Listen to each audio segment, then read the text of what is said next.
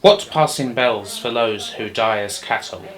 Only the monstrous anger of the guns.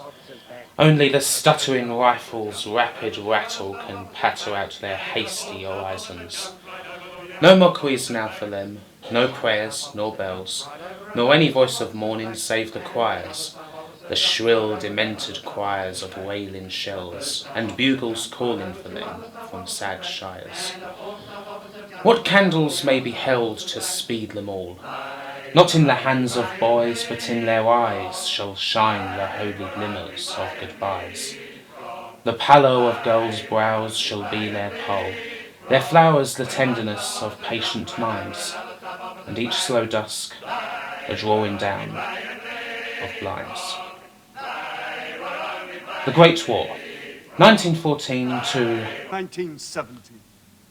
18. 4 years in which millions of lives were taken for the sake of a few inches of land, an entire lost generation. Treated with reverence over the past 100 years by all the greatest films, books, music, plays, not to mention the poetry that was created during the war itself by those who were on the front line, but not necessarily treated all that much by video games. In fact, games have largely left the war well alone, and some would say that's appropriate. Some would say that how can you possibly make anything that's fun out of an event that killed millions of people? And again, some would say that's appropriate. One of the darkest periods of our entire history is perhaps not a subject that's suitable for making a game out of. Or is it? Let's try and find out. Today we look back at the brief history of World War I in video gaming, try to examine why there hasn't been all that many games based around World War I, and perhaps see if we can have a little thought experiment to see if we can create something that is credible. Let's start with the history side first. Without question, the most popular and best remembered video games about World War I are virtually all flight simulators. We'll go into why that is a little later on, but there's probably more flying games for World War I out there than I could reasonably cover, especially if you start throwing in the more thematic spin-offs and the like. Hell, the first flying game based on World War I was made in 1980. This is the classic Atari vector arcade game, Red Baron, and if you like vector games at all, it's well worth playing. But for the purposes of this video, we'll focus on the 3 most famous classic flight sims of them all, starting with another game called Red Baron, made by Dynamix for Sierra in 1990. The first Red Baron has quite a lot going for it for a 3D game from 1990. The flying is simpler to pick up than most flight sims, but tough to master. Kinda like controlling a biplane itself, I guess. You get all the views you can eat and tons of options for missions and the like, including a mission editor and a full career mode, building a rep as a flying ace throughout the war. It's not exactly much as far as the general presentation goes, but if you want no frills dogfighting and lots of missions, then you won't do much better than this. And if you do want presentation, look no further than Cinemaware's Wins, released the same year. The flying here doesn't have the depth of Red Baron and doesn't quite feel as involved, but it makes up for it with crazy presentation levels for the time. This is a CD-ROM game for floppy disks. Your pilot keeps a journal, every mission has a dramatic beginning, and there's even an opening scene where the White brothers test out their plane at Kitty Hawk, not envisioning that this was what their creation would be used for. Wins is a classic, and needs a more in-depth look at some point, I certainly feel. And then there's Knights of the Sky by MicroProse, also from 1990. Now this falls somewhere in the middle between the two, with flying slightly more involved than Wins, and presentation better than Red Baron. It's fine enough. All 3 of these games are very good indeed. I mean, I would go for Wins myself because of the presentation, and it being a little bit more simple. Because after all, I admit that I'm kind of awful at these games. Without a radar, locking system and ballistic missiles, well, I'm pretty screwed when it comes to flight sims. So just go ahead and put me in the corner of a foreign field already, because that's where my plane's probably going to end up. But wait, there's more. You'd think there'd be more strategy games based on World War I than anything else, wouldn't you? And as it happens, well, there's not really. God, it's a barren, featureless desert out there. The other side, sir. One game does stick out, but it isn't even a video game as such. Diplomacy is perhaps the most famous game of all that's kind of based around World War I, and it was released commercially in 1959. It had some rather unique details for war games based around that time. For instance, rather than each player taking individual turns one after the other, everybody made their turns simultaneously after bashing them out with the other players and writing them down in secret. It's all about negotiation and, well, diplomacy. JFK loved the game, apparently. There are a couple of video game conversions of Diplomacy, a very early one from the early 80s, one by Sierra in 1999, and a more recent one by the masters of grand strategy themselves, Paradox Interactive. Strangely though, in spite of the fact that Paradox Interactive probably wouldn't even be around if it weren't for games like Diplomacy, their own effort at porting the game to a computer admittedly isn't all that successful. Of all of Paradox's original grand strategy games, the Victoria series is the one that deals with World War I directly. It's not necessarily going to happen exactly the way it panned out in history, but imperialism is a pretty large focus of the game, and as Captain Blackadder once pointed out, the whole game's going to get to the point where there can't not be a war. The game ends around about 1919, usually after everything gets appropriately divvied up. A couple of user mods for Paradox's Hearts of Iron 2 are also worth noting here. Darkest Hour is a mod that starts in 1914, right on the eve of the Great War, and then there's Kaiserreich, a rather interesting mod that presents an alternate timeline in which the Central Powers won the war. But as far as turn-based strategy and the like goes, well, your options are limited.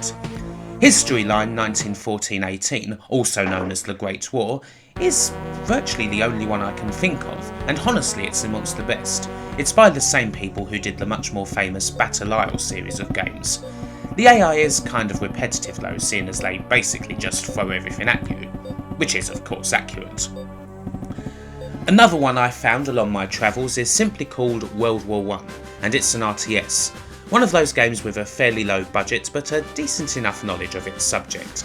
Forever destined to only appeal to a small niche, but it satisfies them just fine. One other strategy game that is worthy of note though is Toy Soldiers, a PC and XBLA title from a few years back now. Now this isn't strictly World War I related, but the game's aesthetics are very much in line with the period. It looks nice and it plays very nice too, a great little game of tower defence. And then of course there are a few other games that don't really fit in anywhere. Something like The Last Express, for example. This adventure game uses the imminent outbreak of World War I as a backdrop for a story about life on the one as a very sophisticated doctor accused of a crime he didn't commit. It's a beautiful game, one you should definitely play if you love, say, Broken Sword, or hell, just adventure games in general.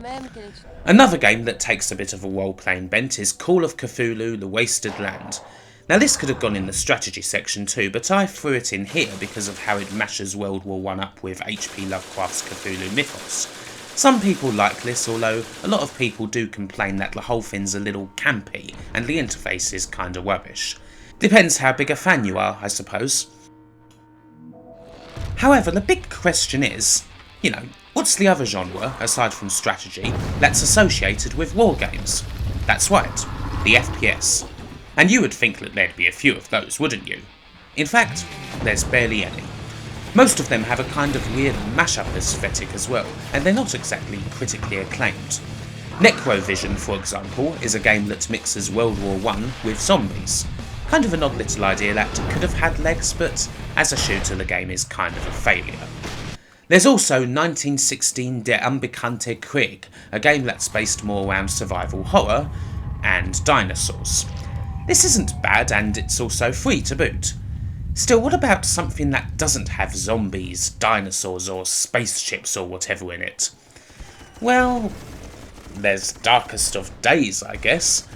Darkest of Days features one level in which the game's time-travelling soldier goes back to the Battle of Tannenberg for a mission, making it the first, and indeed only game I know, to have a serious single-player FPS mission set in the First World War, with trenches, zeppelins and everything.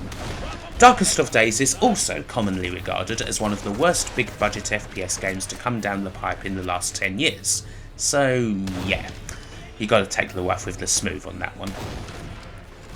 All is not quite lost. There do exist a couple of multiplayer efforts out there, including mods for more famous games. Half-Life 2 has the World War I source mod, and Battlefield 1942 has Battlefield 1918. If you're already a big fan of these games, maybe they'd be worth checking out. The only problem is that WW1 source is still very much WIP and hasn't been updated for years, so good luck finding a game. And as far as Battlefield 1918 goes, well, at the time of posting, EA are set to turn off Battlefield 1942's servers in a month or so you might be shit out of luck there too.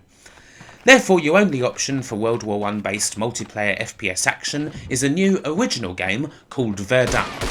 Verdun's kicked around in Steam Early Access for a few months now, and it's built up a decent reputation, even if it's not set the world on fire. A small but dedicated team and a solid fan base are certainly sustaining the game for now, and hopefully that'll continue. Certainly one to think about if you like your more tactical FPS fun, like Red Orchestra or what have you. And, well, that's it as far as World War I FPS games go. Surprising, isn't it?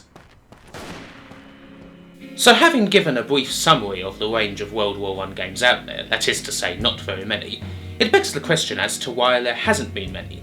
And I think that there's three different perspectives we can look at here. There's obviously more game-based perspectives such as narrative and gameplay design itself, but there is perhaps a more ethical side as well, which we shall look at first. Even now, 100 years after the fact, World War I is a controversial subject. This doesn't just apply to video games, it applies to any form of media. This is, after all, a conflict in which millions of mostly young people were killed. Now you can say that about any major war. You could certainly ask how that's different from, say, World War II, which has hosted tons upon tons of media of all shapes and sizes, including a lot of video games. But then World War II is, from a narrative perspective at least, a wholly different sort of conflict. In simplistic terms, you had one force in particular that was set on conquering the whole of Western Europe, if not the world. Hitler is the archetypal supervillain for a reason, because that's basically what he was. And after a 6-year conflict, the good guys won and Hitler was defeated. Now that is of course a stupidly simplistic way of looking at World War II. Obviously it ignores the fact that, say, in Eastern Europe, one bloodthirsty dictator was simply replaced with another. But Western media has no trouble using that simpler narrative. Those who benefited the most from World War II, particularly the Americans, get to write most of the songs, make the films, and code the games. World War I isn't anything like that. The reasons for going to war in the first place are grey and sketchy. Two sides built up a massive military front as a form of defence, with the aim of preventing a war. I'll let Captain Blackadder sum up why this plan didn't really work. It was bollocks. One event sets everything into motion, and in the end, war was inevitable. It had to happen. So where's the good versus evil in that? It doesn't exist. There was no real resolution to the war either. After 4 years of conflict, both sides called for peace, with virtually no gains made and millions of lives lost, mostly young men, an entire generation in fact. And in the end, all there was a stalemate. Here in the UK, there were entire villages which had their population of young, able men wiped out by the war. If anyone mentions the glory of the war to you, and they will, particularly this year, think on how millions died simply because of empire building and imperialism. The other side has 3 dreadnoughts? Well, we gotta have 5. And so on until eventually, all that you've built has to be used somewhere. There's no glory in this war, no good versus evil, no ultimate triumph. Just bodies. Movies and TV based on the Great War focus on that loss. Even comedies based around the war, such as Blackadder Goes Forth, focus on the madness that created the war, and usually come with a hell of a lot of pathos at the finale. There is an absolute reverence here, and there should be. Video games, as a relatively new form of media, perhaps does not consider itself up to the task, and others might not consider it up to the task either. Say if Activision were to make a Call of Duty game based around World War I, with all the clichés and tropes specific to that series intact, all hell would break loose. A multiplayer shooter based on World War I would be controversial too, reducing the conflict to a point-scoring exercise. Of course, Verdun exists, but then that's a relatively small indie title, developed by only 3 people. Can you imagine the furore surrounding a Battlefield game based on World War I? More than that, I doubt that most people would even want to play such a game. It would be kind of uncomfortable. A lot of this also ties in with the narrative problems. Some people don't necessarily consider a narrative to be an essential part of games, but, well, every game at least needs something of a narrative, even if it's just a Finn or person that needs to be rescued.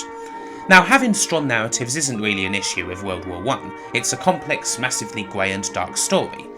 The trouble is more to do with the conflict lacking the necessary components for a simple narrative, one that would traditionally be better suited to a video game.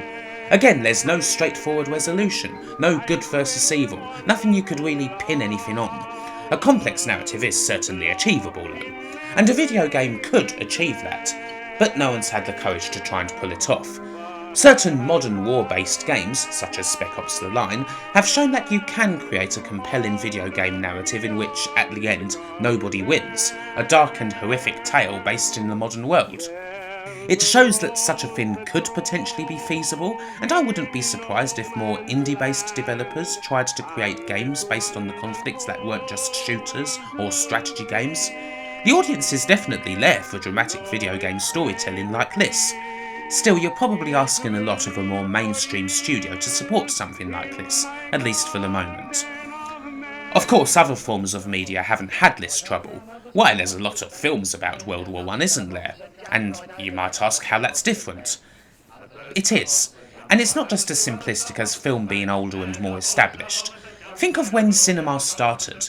At the turn of the last century, becoming popular only about 15 or so years before the conflict started.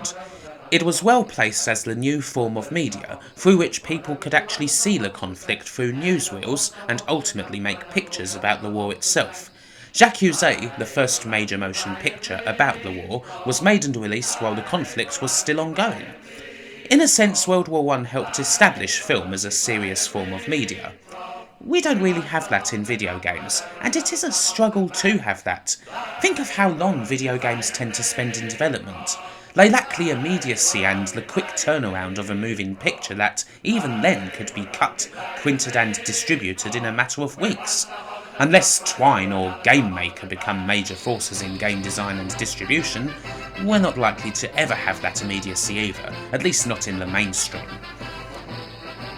And then there is, of course, the gameplay question. You could make a game about World War I with a complex narrative and a story that has the appropriate gravitas and reverence towards its subject matter. But someone will always ask that question. It's serious, but does it play well? A twisted Rudyard Kipling play, if you will. If you were to coldly break down the elements of conflict in the Great War into mechanics that could potentially create video games, you might not see much that's going to be appealing. A designer of FPS games might ask what would be interesting about a shooter where the only real option is to run forward and try to capture a trench. A designer of strategy games might ask what would be all that fun about a strategy game where trench warfare is the only real tactic available to the player on the ground. Verdun is a game that shows the potential of a multiplayer shooter set in World War I, but it's never going to have mass appeal. World War I doesn't exactly provide a lot of variety and areas to choose from when it comes to maps and the like, and players tend to like a little bit more variety in their maps than just a wide open space with 2 trenches at either end. If you think about creating a World War I game in these traditional ways, you're obviously going to run into a lot of questions like this, and a whole lot of problems. Unless you think outside the box a little perhaps, but I'll go into that in a bit. Now, as we've demonstrated, there is one exception to all of this, the flight simulators. Now, there are quite a lot of those. In fact, nearly all World War I games are based around flying. Why is that? What makes the flight sims so different? I think it comes down to the fact that the war in the air was perhaps the most individual part of the whole war. On the ground, troops marched together and died together as one. In the air, planes were piloted by usually one person only, or at least one famous person, and those people did become famous.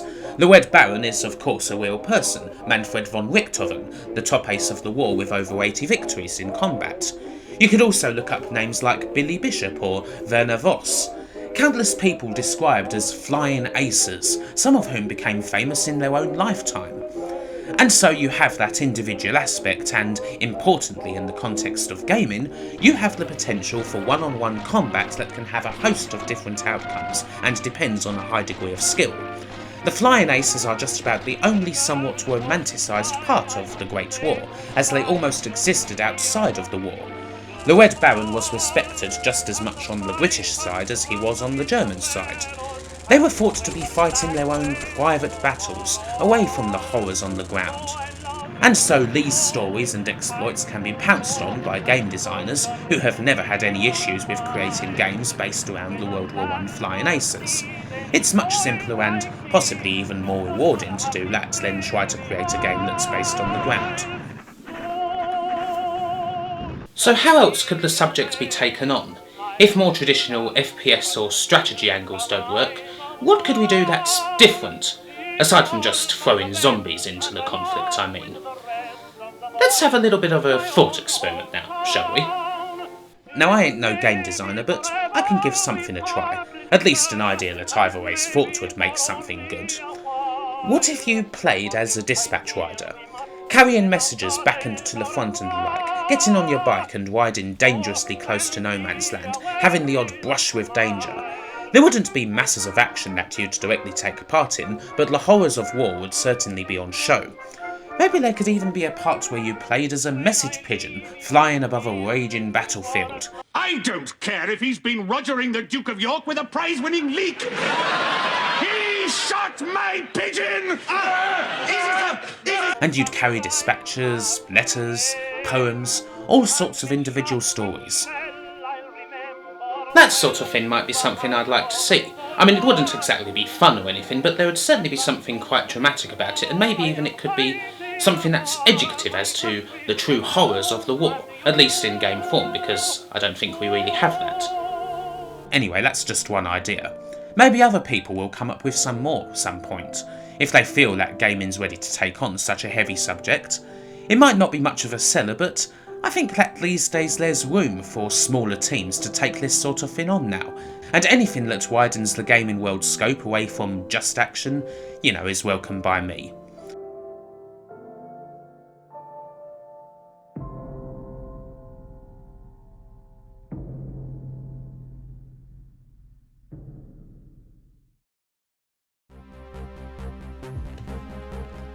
Thanks for watching my video. If you really liked it, maybe you could consider pressing the thumbs up icon that's just to the left here.